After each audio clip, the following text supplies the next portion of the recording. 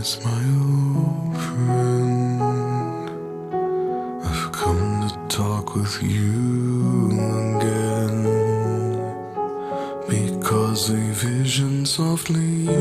creeping left its seeds while I was sleeping, and the vision that was planted in my brain still remains within the sound of silence. In restless dreams I walked alone,